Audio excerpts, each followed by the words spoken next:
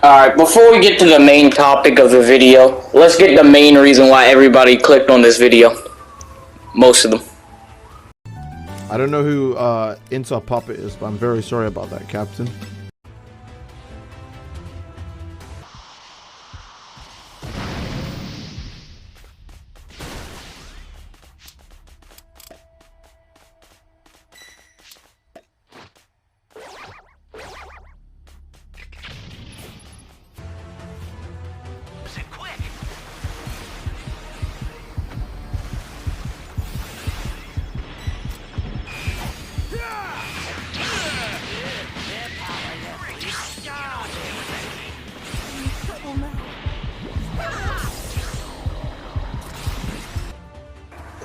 With that out of the way, for this video, I'm just gonna be showing some clips of me playing Dragon Ball Z The Breakers for Season 1 through Season 4.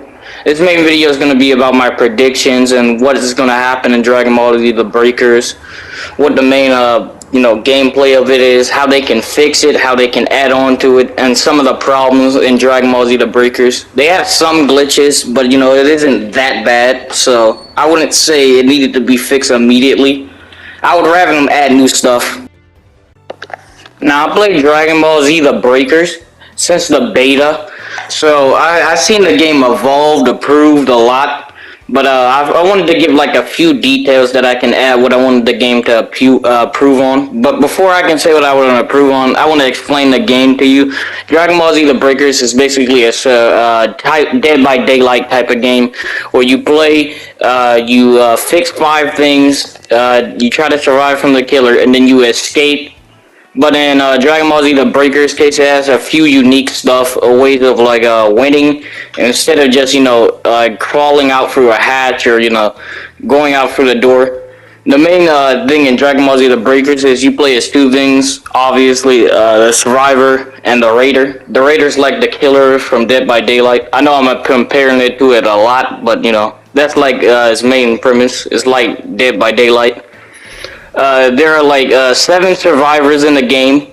You play as you can play as your character that you made, or you can play as Dragon Ball Z Dragon Ball Z characters like Bulma, Oolong, Hercule, Baba. They recently added Chi in them from Broly's movie, so they have like a big pick of options. Let me talk more about a gameplay about Dragon Ball Z The Breakers. They cover the survivor part again. When you start the game as a survivor, you end up in 6 locations: A, B, C,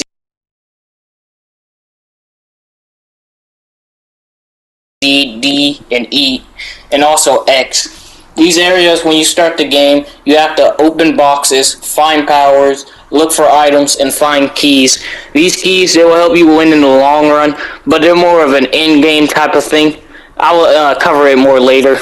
The unique thing about Dragon Ball Z The Breakers is you can fight back in this game, and the ways you fight back, like I said, is gaining power. Now, the ways you can find this power, obviously I said from boxes, but there are NPCs littered around the map. They help you gain power. They give you 3 amounts of power cubes. These power cubes, they help gain to your power. You start at level 0, and you slowly go up to 1, then to 2, then to 3.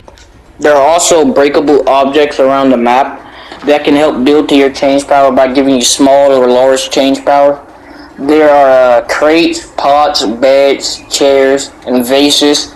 These things add to your change power. Change power is very important because it can go well with your active skills. Your active skills, as I probably have a clip on the screen right now, they're your abilities. They're like your left, up, down, and right on the D-pad. These powers, they're mainly from Dragon Ball Z, but they can be for other stuff. Like sometimes they make their own. They make like a zip line type of ability, where it allows you to get across the map very fast with great mobility, without having to walk or having to get in a vehicle. But after you use these abilities, they have a long cooldown time, or they can have a short cooldown time. They can be around 55 seconds to up to 133 or 140. These abilities of cooldown time, they vary because it depends on how good the ability is, or how useful is it, how often it can be used. etc. There are also passive skills. These passive skills, like they say, they're a passive. You don't have to activate them. They'll always be on. They'll always appear when you need them. Uh, a very common one that a lot of people use for mobility, even my character is probably using it in one of the clips I'm using, is sprint. Sprint is an ability that allows you to move faster. It should honestly just be a normal ability though, like a part of the gameplay instead of an ability that you have to use. This passive is very useful, but it's very hard to pull because Dragon Ball Z: The Breakers is also a gacha game. So you might have bad luck trying to get the ability or a passive ability when you try, spending zenny for it, the in-game currency, to try to get the skill or passive. In my opinion, active skills and passive skills can be classified in two ways. The first one is, an active or a passive skill that only helps yourself. Pretty explanatory. You could use it for mobility, defense. It will only help you. It wouldn't help your team. The second one, would be team active skills or passive skills that help you or your team. Like there's an ability out there called First Aid, where it will help you heal your teammates faster when they go down. This, is a team skill, by default because it's, you can't use it on yourself really. So it's one of the team passive skills that can be greatly used in battle. Not only active and passive skills can be used in battle, there are also other things around the map like items. These items can help outside and inside of battle. Most of them are just battle types though. Vegeta's Gallic Gun Gloves. It basically shoots a beam where it does damage to the raider. There's also another one, Rocket Launcher, where you can shoot it and it knocks the raider back. They have some variants of them where it's golden. There's also a drink, which very helps your change power. It brings it back very fast because there's a meter. When you use it, it goes down all the way to 0, and you have to build it up by time. So it's like a thing where it goes from 0 to 1 and to 100. This can also vary depending on what level your change power is. 1, 2, 3. Of how many seconds it comes back and fast. Sometimes, a cooldown drink, it can affect it, make it go back by a 60%, 70%. 0, since you have no power, it doesn't help. And finally, the thing that you gotta worry about is the power keys. Like I said, there are power keys for each area. There are 5 of them. They'll be found in crates. Once you find power keys, you gotta go to a destination where they are planted. When you finally plant these power keys, they will finally all make a super time machine. Depending on how many you plant, it will help with the super time machine, the end game of it. It will make it go faster by each 5%. As long as you plant 2 of them, which you will always be able to do, you will always have 5%. But the more you plant, they help with the percentage bar, making it go faster. So when you get on the super time machine by pressing triangle, it will make the time machine bar go up more, it will just be an instant kill for the raider. You can kill the raider, that's another option, but mostly you gotta jump because it's mostly what the survivors are strong with. I fought the raider in that previous clip, a few parts. I did some damage, but that's because he's one of the weakest raiders. Like I said, this is very in-game. At the super time machine, some people gotta be on it, some people gotta be fighting the raider, because as soon as when the raider gets on the time machine, he can stop the rate of it moving, so stopping you from getting an instant win. Even if you're on it, pressing triangle, it won't go up by the bar, so some people gotta defend it a lot. And at the end of the game, you're not defenseless, even if you have 0 change power. Like I said, there are items in the games, sodas. I like to call them sports drinks though, because it says a cooldown drink. It helps your change power. At the end of the game, Trunks, he would say, I'm sending some supplies down, and it's these boxes that you have to open. When you open these boxes, they'll have change power in it, upgrading your level and drinks, so you can now go back to your change power and use it to fight off the raider. So you can defend this time machine. Depending on how many survivors it is, it takes a while to send a crate of supplies, so it might take some time out if everybody's alive in game. If it's like a little bit of people in the game and one person dies, like the supplies get sent out immediately. It really just depends on how many survivors are up and when are they dying. This pretty much covers most of the survivors. I'll let the clip finish, and then I'll go over what the raider does, because he's very different from the survivors.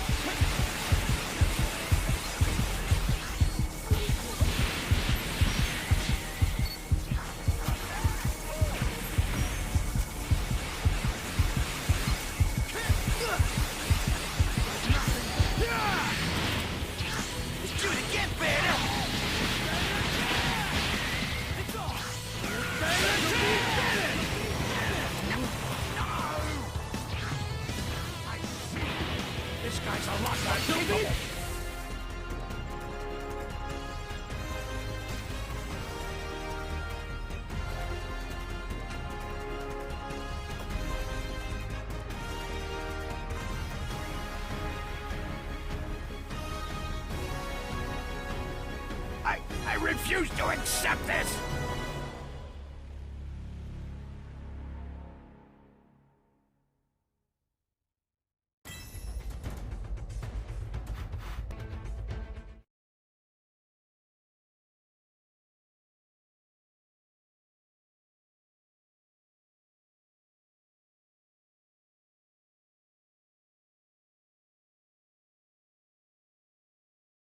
Before I get on to the raider, on the screen there's a priority bar that I would like to talk about. The priority bar is the more you play as a survivor, the more the chance you get to play as the raider. There used to be a mode where you can play as the raider instantly, but it would take more time to load into the game. But they have the bar where basically it can go up to 1 through 7. Back in the day, it used to be bad because I think it went up to 13, 14. It happened to me once, and I was pissed because I didn't get to play for the raider for a long time.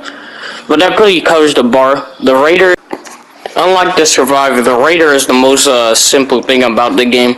He has locked-in skills, so you'll always be having the same skills as you play as the raider. They have different stages where they get different skills, but they're still the same skills. They also have passive skills, just like survivors. I think their passive skills are way better than the survivors, though.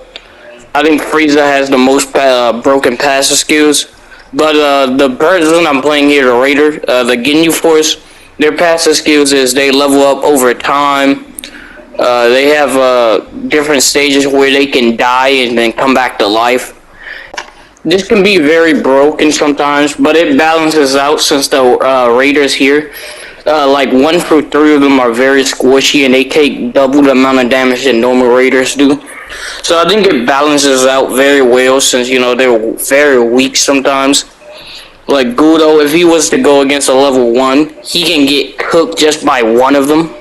It doesn't even have to be like 2 survivors jumping him. He can die from 1 survivor if they play their cards right.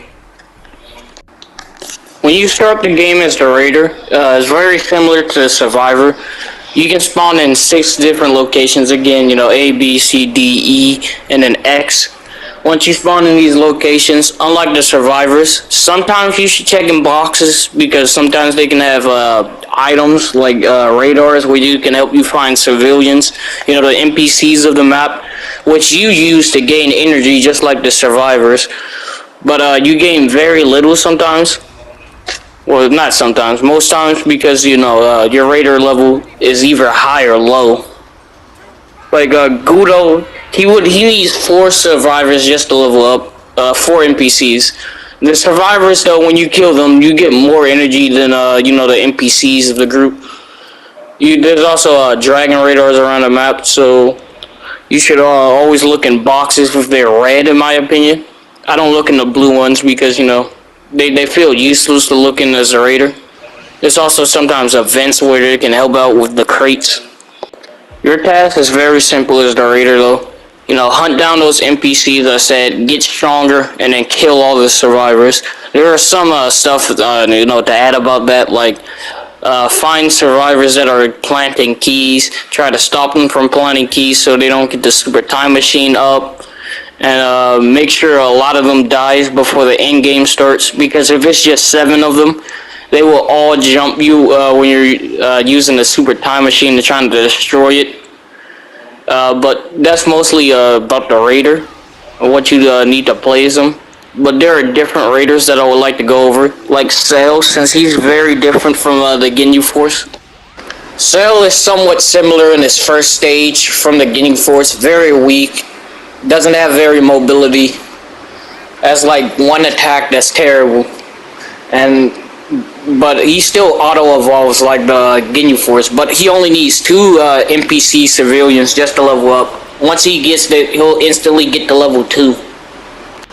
Now, Sail's level 2 isn't that strong, but it isn't that weak either, because you can still get jumped by 4 survivors, and it'll take like a big portion of your health if you're not careful. But if you know how to play the game, know how to use your abilities wisely, then you'll be able to make it out easy.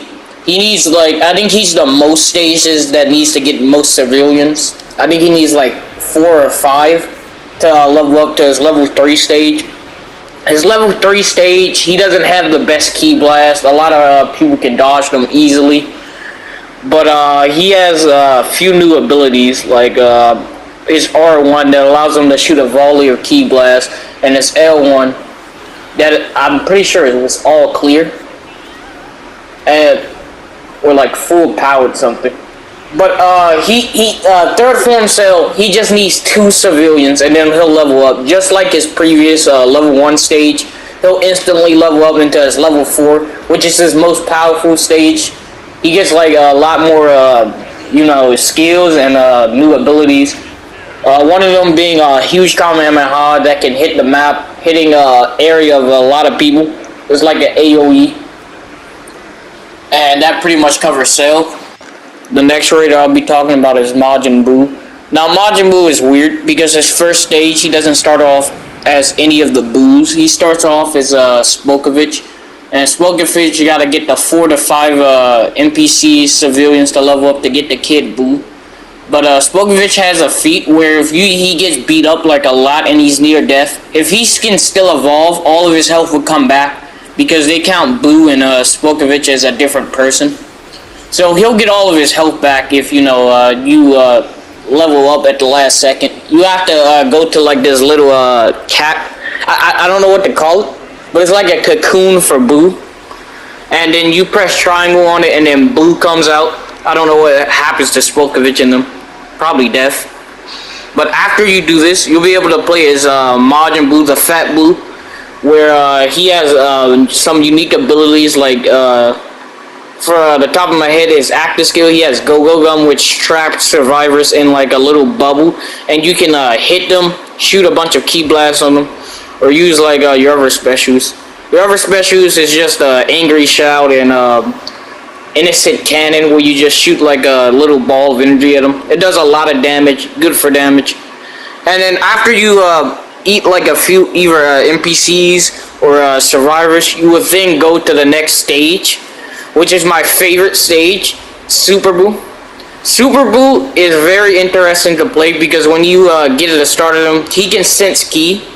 He's like a better raider in my opinion than Sail or Vegeta or the other raiders I'm going to be talking about. Because he just has some unique abilities where he can destroy himself and move around the map. He gets +2 speedment or something like that. And once you finish leveling up with him, unlike every other raider, he doesn't go straight to level 4. He has this like mode where he absorbs everybody, And then these survivors, they try to gotta help get Boo out of this cocoon. Which, if they do, he would then go to his next stage, Kid Boo.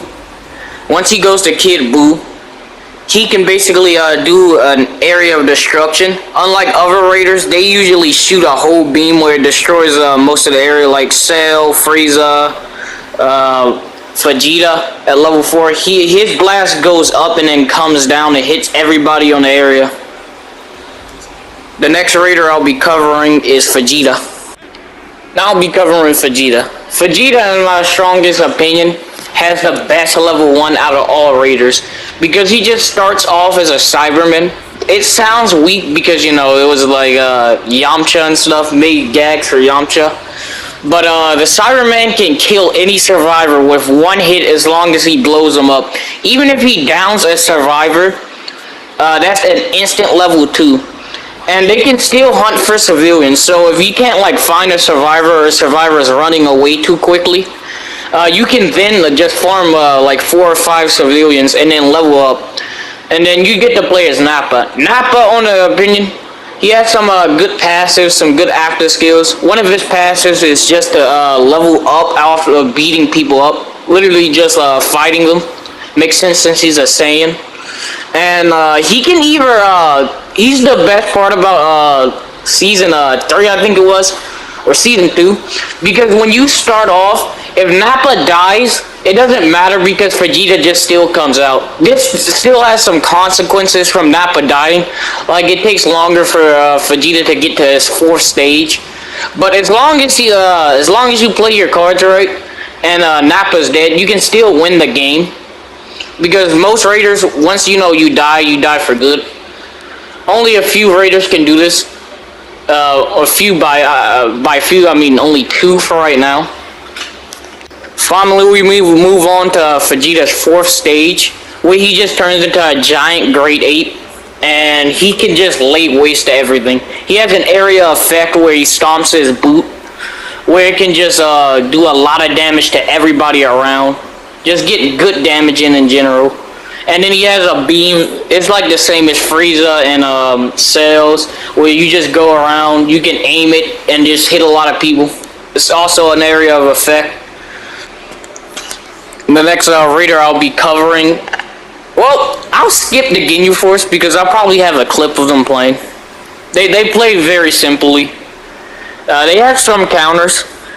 But the next raider I'll be going over is the most broken raider in my opinion, Frieza. I will be going over all of Frieza's abilities because I think Frieza is the most broken raider that you can ever play. Still from this season. A lot of people are saying the next raider is going to be Goku Black for season 5. I don't think he's going to be as broken as Frieza. Let me tell you why I don't think he's going to be as broken as Frieza. One, Frieza has this OP skill. You know how civilians and NPCs, they spawn around the map? Well, Frieza just makes them all Namekians. So he gets a guaranteed Dragon Ball, because as long as you kill 2 civilians, you're probably going to find a civilian with a Dragon Ball. So you get a guaranteed Dragon Ball. And if they don't have a Dragon Ball, you get extra energy. So like normal people, when they just kill a civilian, they get regular energy, you know, small, large, sometimes medium. But Frieza gets extra if they're not holding a Dragon Ball. They also can't be human, you know, they get less energy. But he also gets power from getting beaten up. He also gets power from people making wishes on the Dragon Ball. He's just OP in my opinion. He cannot be stopped. Now that I told you mostly about the game, I'm gonna give my opinions on what they can fix and what they can add on to the game to make it better. But before I say that, I'm just gonna let this clip finish like I did the last one, because you know, I think this is my proudest game as the Raider. One of it. Your captain will take care of this. I'll make you proud, Captain. Ginyu Force! Captain Ginyu! Let's go!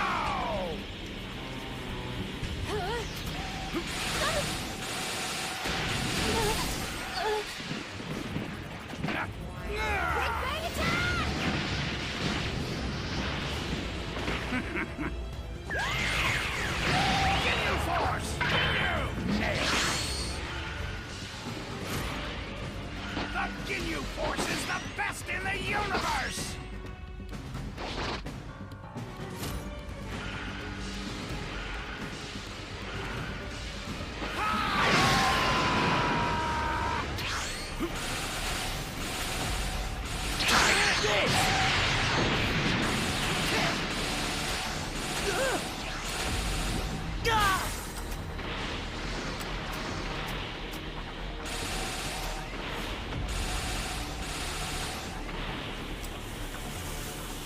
Your body is mine!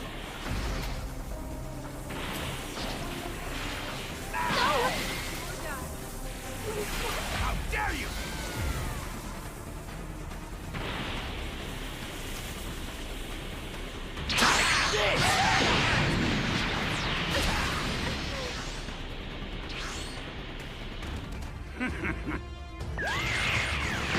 Ginyu Force! You nailed it! Yeah!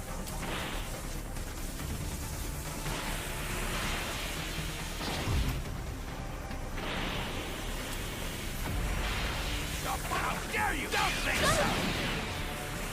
Wait, what? Know your place!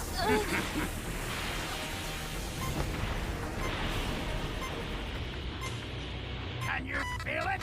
The awesome power of the Ginyu Force! Big boom! Better! Yes! Ginyu! Let's do it! The Ginyu Force! Next time, we'll really need to pull off an epic 5-man special fighting pose!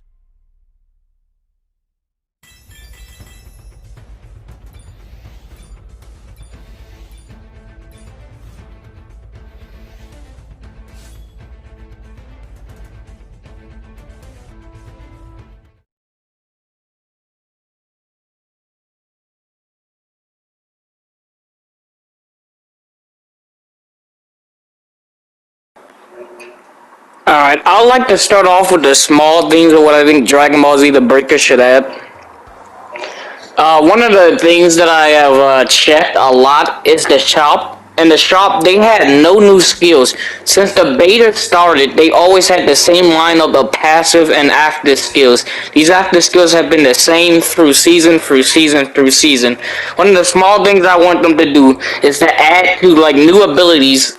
Like off the top of my head, they can add like a time patroller ability, probably from like the Supreme Kai Time or something, where you can stop your change power. I just think they should add new abilities to the shop to make stuff interesting instead of people just saving up their zenny just to buy new transfers. Because if they update the shop with new abilities, people are likely to test them out, buy them, see what they do. Because we have the same active skills and the same passive skills since season, the beta actually, not even the season. The beta we had those same skills and there have been no new skills ever since, this season. So I'm hoping either in season 5 or 6, they can add like a little more small stuff to the shop. So it can be more like more stuff for people to buy and unique abilities out there to be used. Another thing besides the passive and active skills that I want them to add to the shop, I want them to do everything around the map that will affect like the whole map. I want them to add new civilians, because we had the same civilians since the beta of the game.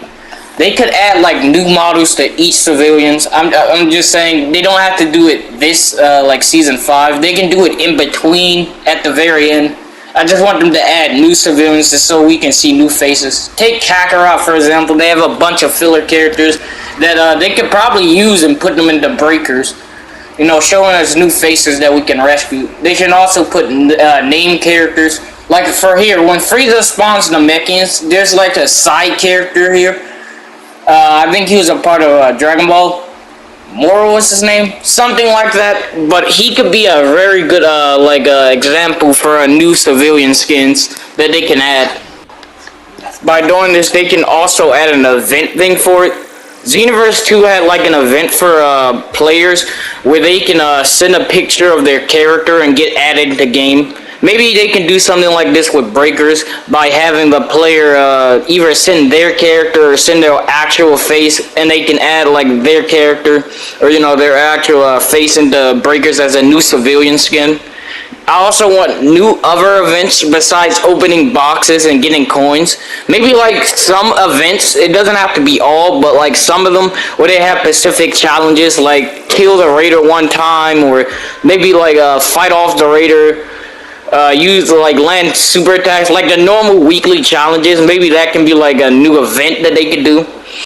That pretty much covers the small things I want them to do. Pretty much, they could probably do that for like season 5. It doesn't like take time to build up those, like add some new abilities, because they be coming up with some new skills and passive skills for new transfers. I think they can add new abilities to the shop and do events like adding new civilians, or like adding new events besides those coins.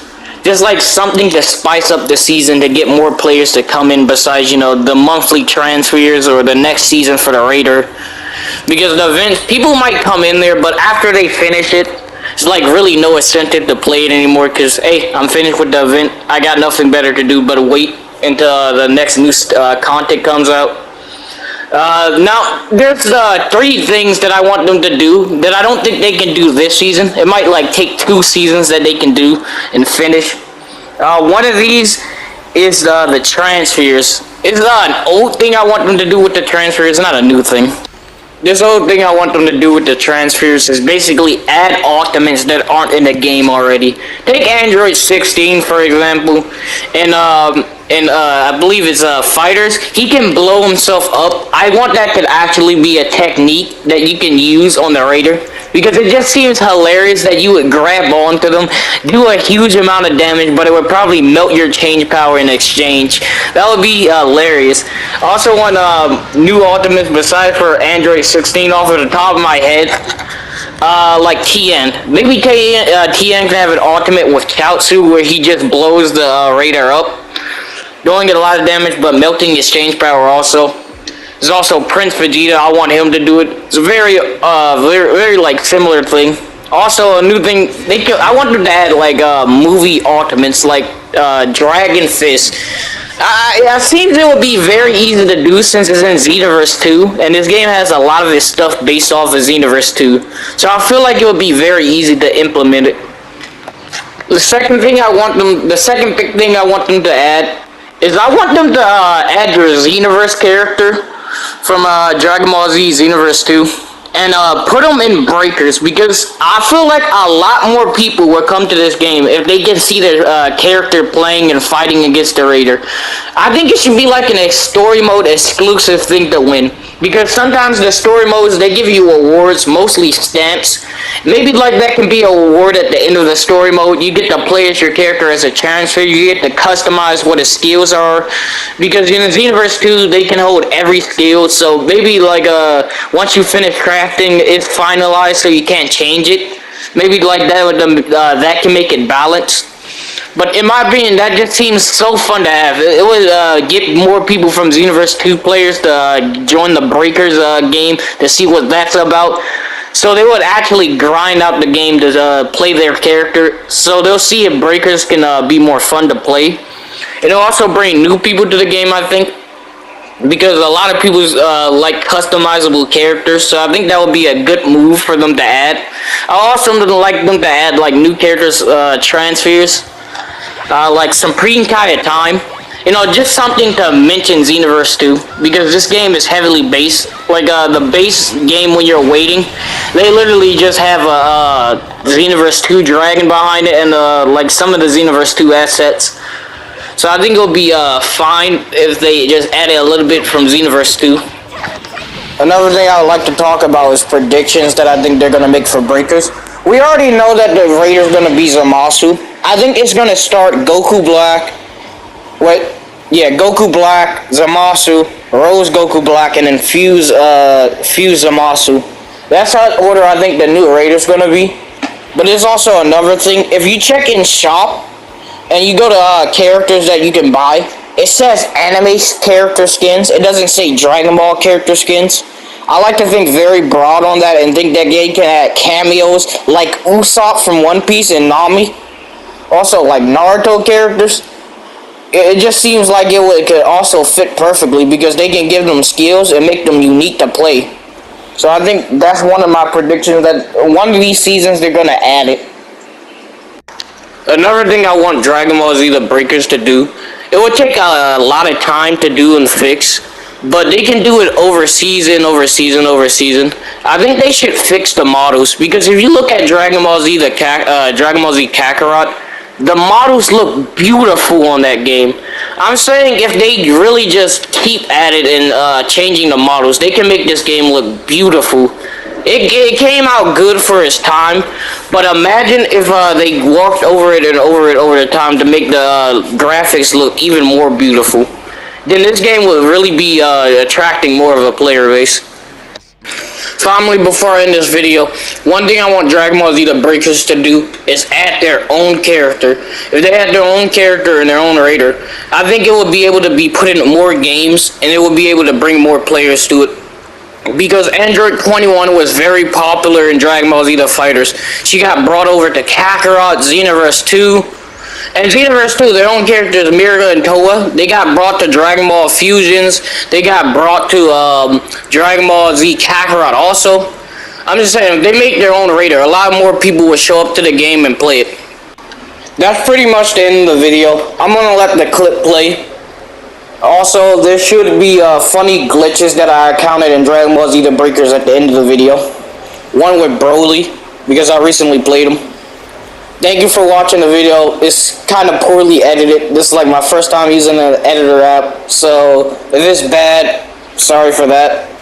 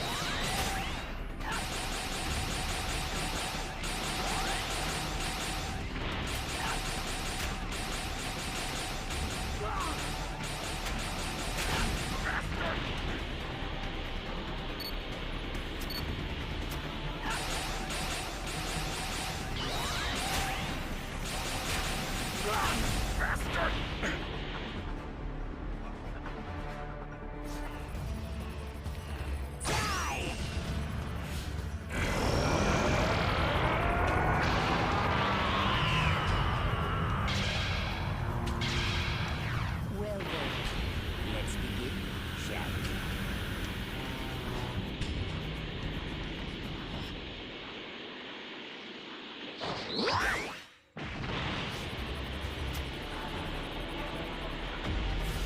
You're done!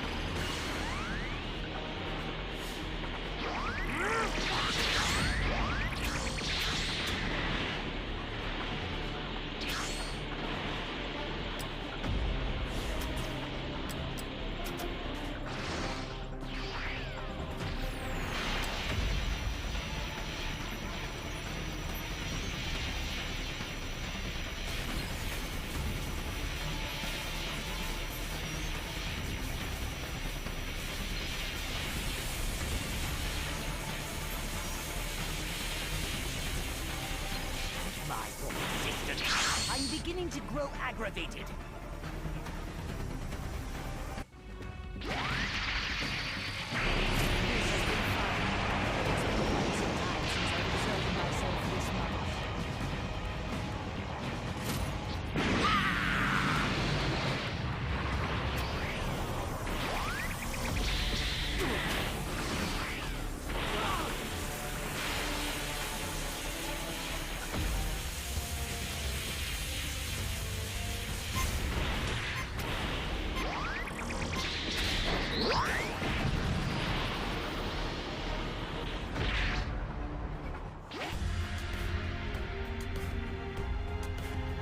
You're no match for me.